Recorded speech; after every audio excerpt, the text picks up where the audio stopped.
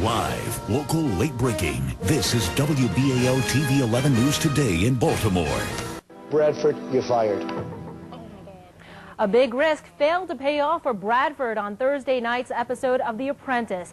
As the leader of last week's winning team, the 33-year-old Massachusetts native was exempt from the boardroom, but he decided to take the blame for this week's loss. Donald Trump thought that was kind of silly of him and sent Bradford packing with the show's famous phrase, "You're fired." Now, poor Bradford, but his loss could provide an important lesson, actually, for young professionals in the real world. And joining me now to explain how is Chuck Durakis with Baltimore's Durakis Executive Search. Now, Chuck, we know this is all just a reality show that Donald Trump gets paid a lot of money to do, but since you've spent years getting executives for corporate firms, you say that this actually has real-life lessons. It has a lot of real-life lessons. It also has some myths.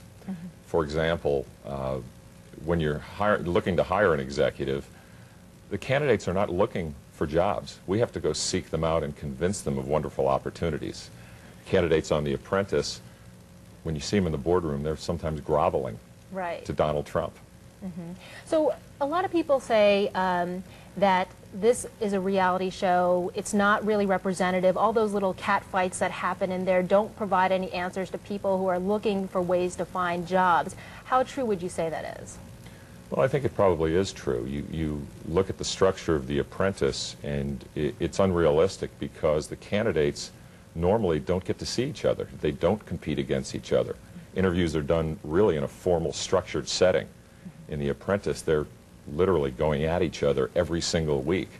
Ideally, it would be nice if corporations had a chance to see these candidates under these stressful settings, but the reality is they don't.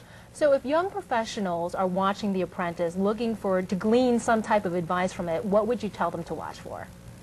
Well, I think you have to watch for opportunities to communicate effectively with the people that are looking to hire you.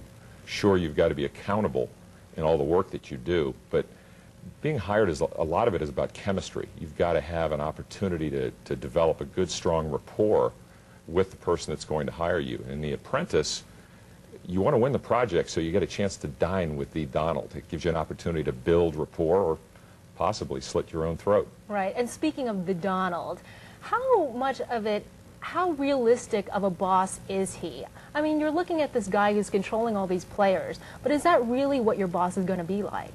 Well, certainly it's very sensationalized, and the Donald is a marketing machine. He does seem to have an awful lot of companies that do a lot of different things, and if you look at the person that won last year, he's managing a big real estate project. It could have some validity. Okay. Best advice on how to not get fired? Be an inspirational leader, and don't try and put the whole show on your own back. Use your team. All right. Chuck Durakis, thanks so much for that advice. Thank you for having me. Lisa, back to you.